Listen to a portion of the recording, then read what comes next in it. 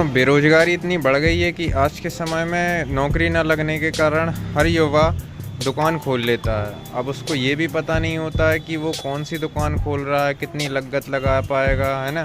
लेकिन जितने भी पैसे उसके पास रहते हैं उससे वो एक दुकान, वो किसी चीज़ का कोई नॉलेज नहीं होता है कि दुकान कैसे खोली जाती है, क्या क्या सामान दुकान में रखा जाता है, कैसे कस्टमर आते हैं, कैसे कस्टमरों से डील करना है ना। कौन सा सामान कब किस मौसम में रखना है, ये उसको कोई नॉलेज नहीं रहता। कौन सा सामान बिकता है, कौन सा सामान कम बिकता है, कौन सा ज़्यादा बिकता है, सामान कितनी क्वांटिटी में लाना है, वगैरह वगैरह वगैरह। बहुत सारे प्रॉब्लम्स रहते हैं। कारणों के चलते आखिर में दुकान बंद करनी पड़ जाती है, पूरे ग्राहक ख़राब हो जाते हैं, है ना। सामान बिकता नहीं है, लॉस हो जाता है। कुछ कारण तो ऐसे होते हैं दोस्तों, जो दुकान में काम करते करते ही आप लोग सीख जाओगे, है ना, कि मतलब कौन सा सामान कहाँ पे कितना बिकता है, ये सब चीज़ें आप सीख जाओगे। लेकिन कुछ कारण ऐसे होते हैं दोस्तों, जो दुकान खोलने से पहले ही आपको जानकारी होनी चाहिए उन चीज़ की। फर्स्ट डे से आपको उन चीज़ों का नॉलेज होना चाहिए कि कौन सा काम किस तरीके से करना है। सबसे बड़ी जो दिक्कत आती है वो आती है ग्राहकों से डील करना।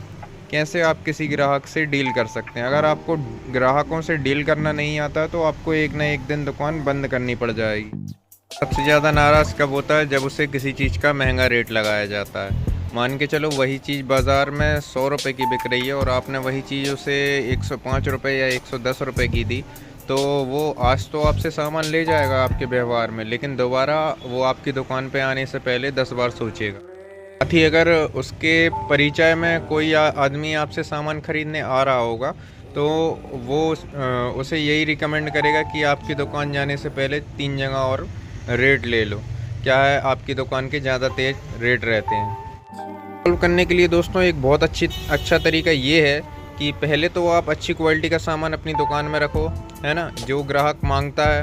दूसरी बात, आपको हर एक चीज़ का रेट याद होना चाहिए, और अगर आप याद नहीं कर पाते हो तो हर एक चीज़ का रेट आपको एक रिकॉर्ड बना के रखना पड़ेगा एक कॉपी में, या आप कंप्यूटर का इस्तेमाल करते हैं, लैपटॉप का इस्तेमाल करते हैं तो एक एक्सेल बना लीजिए, और उस एक्सेल में हर एक चीज़ की क्वांटिटी, प्राइस और कॉस्ट प्राइस, और जो आपको उस जितने में आपको उसको बेचना है उसका एक अलग से कॉलम बना के उसके सामने वो रेट भी आपको लिखना पड़ेगा कि कम से कम कीमत में इतने में बेच सकते हैं और ज़्यादा से ज़्यादा इतने में बेच सकते हैं। विश्वास नहीं करोगे दोस्तों, ये चीज़ें बहुत ज़्यादा काम आती हैं। जब इन चीज़ों से क्या होता है कि जब एक ग्राहक आपके पास आएगा और आपके रेट वो लेगा, है ना, तो वो एक बार आपसे सामान लेने के बाद ये समझो कि वो आपका परमानेंट ग्राहक बन जाएगा, अगर आप उसे अच्छे रेट देते हैं तो। और अगर आपके पास मान के चलो 100 ग्राहक आ रहे हैं, उनमें से 30 ग्राहकों को आप अलग रेट दे रहे हो, बाकी को आप अलग रेट दे रहे हो, इससे ग्राहकों के बीच में एक कंसेप्शन पैदा होता है कि यार ये कभी कुछ रेट लगाता, कभी कुछ रेट लगाता, इसको नॉलेज नहीं है ना, या हमारा कुछ ज़्यादा पैसा आपके पास पहुंच जाएगा। ये चीज़ें दिमाग में आती हैं, इसके चलते ग्राहक विचलित होता है आपके पास आने में, आपकी दुकान से सामान ख़रीदने में। रिकॉर्ड बनाने का एक फ़ायदा और ये है कि आपको एनी टाइम पता रहता है कि आपकी दुकान में, आपके गोडाउन पे आज की डेट में कितनी कीमत का माल रखा हुआ है। भगवान ना करे कभी कोई ट्रेजेडी हो जाती है, आग लग जाती है, चोरी हो जाती है या कुछ भी और हो जाता है, तो आपको पता रहता है कि आपको कितने का नुकसान हुआ। या फिर अगर आपका इंश्योरेंस है तो इंश्योरेंस टीम को आपको बताने में आसानी होती है कि देखिए भाई, हम इतना माल लाए थे, इतना सेल किया और इतना माल अभी गोडाउन में था। ये भी मिलता है कि आपको हमेशा पता रहता है कि कौन सा माल आपके पास ज़्यादा रखा हुआ है तो वो माल और ना मंगाएं, है ना, या कौन सा माल आपके पास ख़त्म हो रहा है या ख़त्म हो चुका है तो उस माल का ऑर्डर लगाएं, ताकि जो दूसरा ग्राहक आएगा उस माल को ख़रीदने के लिए वो आपके पास से खाली हाथ वापस ना जाए। में कि एक बार कोई ग्राहक आपके पास आया और वो सामान आप बेचते थे लेकिन अभी आपके पास नहीं है वो सामान, और वो ग्राहक अगर खाली हाथ चला गया तो एक हिसाब से वो आपका लॉस हुआ। जो पैसे आप उस पर कमाते वो आपने नहीं कमाए, वो आपकी लापरवाही की वजह से। और जब वो ग्राहक दूसरी दुकान पे जाएगा और अगर आपसे अच्छे रेट दूसरी दुकान वाले ने दे दिए या आपके बराबर के रेट दूसरी दुकान वाले ने दे दिए, तो ये समझो कि वो ग्राहक आपके पास आने से पहले उस दुकान पे जाना चालू कर देगा। चीज़ का प्रॉपर रिकॉर्ड रखिए, कौन सी चीज़ कितनी क्वांटिटी में किस दिन आपने मंगाई, है ना, किस दिन कौन सी बिकी और कितनी रेट से मंगाई, किस रेट से कब मंगाई। इससे आपको एक और चीज़ पता चलेगी कि मार्केट में इन्फ्लेशन रेट क्या चल रहा है, आज क्या रेट चल रहा है, एक साल बाद क्या रेट रहेगा, आज से एक साल पहले क्या रेट पे आप लाए थे। तो इन सब चीज़ों से काफ़ी मदद मिलती है। नॉलेज के धंधा जिसने भी किया है, आखिर में वो धंधा बंद करना ही पड़ गया उसे, है ना। इसीलिए या तो आपको समय के साथ साथ नॉलेज लेना पड़ेगा या फिर समय के पहले ही नॉलेज की ज़रूरत है। और मेरा मानना ये है कि आपको अगर समय के पहले थोड़ी बहुत नॉलेज रहे तो आपको शुरुआत में परेशानियां, दिक्कतों का सामना नहीं करना पड़ेगा। अगर आप समय के साथ साथ नॉलेज लेने के लिए बैठे रहोगे तो आपको अपनी दुकान में काफ़ी स्ट्रगल करना पड़ेगा। अपनी ग्राहकी को कुछ साल के लिए तो आप भूल जाओ कि प्रॉफिट आपको हो, है ना।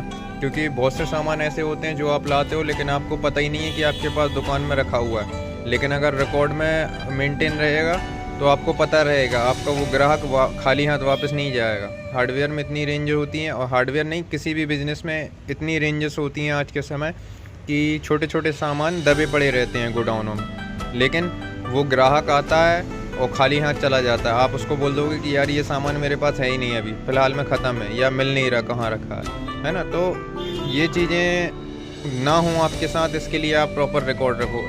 एग्जाम्पल के लिए मैं आपको एक चीज़ दिखाता हूँ। अब ये पीवीसी फिटिंग में इतनी सारी चीज़ें रहती हैं, है ना। यूपीवीसी फिटिंग में भी बहुत सारी चीज़ें रहती हैं। नल फिटिंग में ये देख रहे हो आप। अब इनमें से मान के चलो ये रखी हुई है 45 डिग्री की एल्बो, है ना, एस बैंड कहते हैं इसे, आधा इंची का। अगर मेरे पास रिकॉर्ड में लिखा होगा कि मेरे पास ये 2-3 पैकेट और रखे हुए हैं, है ना, और मान के चलो कोई ग्राहक आ गया, अब ये ऐसी दबी पड़ी रहती हैं, आप देख सकते हो। हार्डवेयर में इतनी रेंज रहती है, सारा सामान व्यवस्थित जमा कर रखना लगभग इम्पॉसिबल है। तो अब मेरे को पता है कि मैं ये चीज़ लाया था। अब ये देखो आप, इस डिब्बे में हर साइज़ की एल्बो रखी हुई है, तो मिक्स में रखी रहती हैं चीज़ें। अब मेरे पास अगर रिकॉर्ड लिखा है कि मैं ये चीज़ में लाया था और अभी बिकी नहीं है, तो मेरे को पता है कि ये चीज़ कहीं ना कहीं गोदाम में रखी हुई है ना। तो उसको मैं ढूंढ के दे दूंगा ग्राहक को 5 मिनट बैठाल के। लेकिन अगर मेरे पास रिकॉर्ड नहीं है, ठीक है, तो मैं खुद कंफ्यूज रहूँगा कि यार मेरे पास पता नहीं ये चीज़ है भी कि नहीं बची है अभी, है ना। तो मैं ग्राहक को 1-2 मिनट खड़ा करूँगा, यहाँ वहाँ देखूँगा, अगर चीज़ दिख गई तो ठीक है, नहीं तो उसको बोल दूँगा कि ये चीज़ ख़त्म हो गई। और बाद में फिर वो चीज़ आपको मिल जाएगी तो आपको दुख होगा कि यार बताओ ये चीज़ थी मेरे पास, लेकिन जब ग्राहक ख़रीदने आया तब मैंने उसे मना कर दिया कि ये चीज़ मेरे पास नहीं है। तो ये लॉस ना हो। ये लॉस भी बहुत बड़ी, छोटे छोटे लॉस बहुत मायने रखते हैं दोस्तों।